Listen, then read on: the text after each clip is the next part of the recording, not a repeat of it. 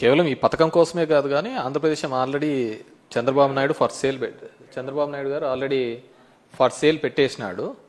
So దాని నుంచి ఏదన్నా తీసి ఇవ్వాలి అనే ఉద్దేశం మొదటి నుంచి కూడా మా పార్టీ వాదన అదే. మేము దగ్గర ఎవ్రీ ఇయర్ ఈ పథకాలు ఈ సంక్షేమ కార్యక్రమాలు అమలు చేయాలి అంటే 70,000 కోట్ల దాకా అవుతుంది. అది ఆంధ్రప్రదేశ్ రెవెన్యూ చూసుకొని ఆదాయాలు చూసుకుంటే ఆ పథకాలు ఇబ్బంది అవుతుందనే ఉద్దేశంతోనే మేము అట్లా నోటికొచ్చినట్టు చెప్పలేదు. చంద్రబాబు నాయుడు గారు నోటికొచ్చినట్టు చెప్పి ఈరోజు ఎప్పుడైతే హామీలు అమలు చేయాలనుకున్నప్పుడు వచ్చేకల్లా రాష్ట్రాన్ని అమ్మేయాలా ఇది అమ్మేయాలా అనేది చెప్తున్నాడు. ఆల్రెడీ ఆంధ్రప్రదేశ్ రాష్ట్రాన్ని చంద్రబాబు నాయుడు తెలుగుదేశం పార్టీ కూటమి ప్రభుత్వం ఫార్ సేల్ పెట్టేసింది. దాంట్లో భాగంగానే మొన్న కూడా చూసినాము 1,90,000 కోట్ల రూపాయలకు సంబంధించి ఏపీఎండిసికి సంబంధించినవి కూడా కేవలం ఒక 9,000 కోట్ల కోసం ఈ మైన్స్ అన్ని కూడా గ్యారంటీగా పెట్టే సందర్భం కూడా చూడడం జరిగింది. సిట్ అనే దర్యాప్తు సంస్థ ఎవరి చేతుల్లో నడుస్తుందో అందరికీ తెలిసినదే. సిట్ రిమాండ్ రిపోర్టు కోర్టుకు సబ్మిట్ చేయదు.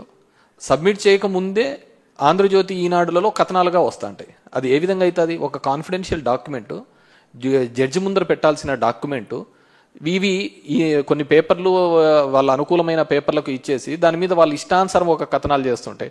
ఒకసారి ఏమో అవన్నీ ఇచ్చేసినారంట, ఎలక్షన్లలో పనిచేసినారంటారు, 3,500 కోట్లకు 300 కోట్లు పనిచేసినారంట, మిగతా 2,300 కోట్లు ఎక్కడున్నాయి? ఇంతవరకు బ్యాంకులలో ఉన్న డబ్బులను సీజ్ చేశారనే ఒక పద్ధతికే చూపిస్తున్నారు తప్ప ఫలానా చోట ఇంత బల్క్గా డబ్బులు దొరికినాయి అనే పద్ధతిలో ఎక్కడా కానీ చూపించండు. ఒక జడ్జి దగ్గర ఉండాల్సిన రిపోర్టు, సిట్ కాన్ఫిడెన్షియల్గా మెయింటైన్ చేయాల్సిన రిపోర్టు ఒక వారం ముందరే ఈ 2 పేపర్లలో ఏ విధంగా వస్తున్నాయి? వీళ్ళు ఎవరైతే దోషిగా చెప్తారో అతనే పేపర్లలో వచ్చే దోషిగా చెప్తారో అదే సిట్ రిపోర్ట్లో వస్తుంది. ఇంకెక్కడుందంటారు దీంట్లో? సో ఈ సిట్కి ఏమాత్రం క్రెడిబిలిటీ లేదు. ఖచ్చితంగా పెట్టే దొంగ కేసులే. మీరు బాగా చూసినారు అంటే పోలీసులు కోర్టుకు వెళ్ళాము. ఎంత దౌర్భాగ్యమైన పరిస్థితి అంటే court has given guide lines, మీరు ఈ విధంగా చేయండి అని చెప్పేసి. డెమోక్రటిక్ సిస్టంలో ఈ విధంగా పోండి అని చెప్పినా కానీ అక్కడ ఉన్న పోలీసులు అది చేయలేకపోవడం జరిగింది. మేము కంటెంప్ట్ కూడా వేయడం జరిగింది. That's before the court. Maybe 23rd 24th ఎప్పుడో అని చెప్పారు. అది వచ్చిన తర్వాత దాని మీద కూడా మేము తీసుకోవడం. మీరు ఎంత అనగదొక్కాలని చూస్తూ ఉంటే, ప్రతిపక్ష పార్టీలను అనగదొక్కాలని చెప్పేసి ఈరోజు కూటమి ప్రభుత్వం చేస్తే దానికి 3 ఇంతలుగా మేము బౌన్స్ బ్యాక్ అవుతున్నాం. ఈరోజు జగన్మోహన్ రెడ్డి గారికి వెళ్తే వచ్చే జనాలే, ఆ క్రౌడే దానికి నిదర్శనం. ఇంతకు 3 ఇంతలుగా రిటర్న్ అవుతాము.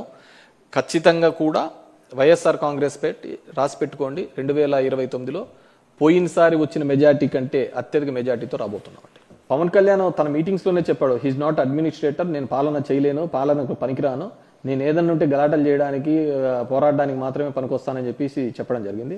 అతన్ని ఒక టూల్గా, ఒక ఆయుధంగా మాత్రమే తెలుగుదేశం పార్టీ వాడుకోవడం జరిగింది. సో అడ్మినిస్ట్రేషన్లో అతనే చెప్పడం జరిగింది తన రోల్ ఏమీ లేదు అని, ఏదన్నా కానీ పోరాటాలు దానికి అని చెప్పేసి. సో తన గొంతును, తనకున్న ఆ సినిమాకున్న క్రేజ్ను మాత్రమే తెలుగుదేశం పార్టీ వాడుకొని ఆ రోజు సక్సెస్ కావడం జరిగింది. ఈ రోజు పవర్లో ఉన్నాడు కాబట్టి తెలుగుదేశం పవన్ కళ్యాణ్ యొక్క బలహీనత కూడా వాళ్ళ నమ్ముకున్న ఫ్యాన్స్కి వాళ్ళందరికీ కూడా అర్థమైంది కాబట్టి డెఫినెట్గా he is going to be Jio.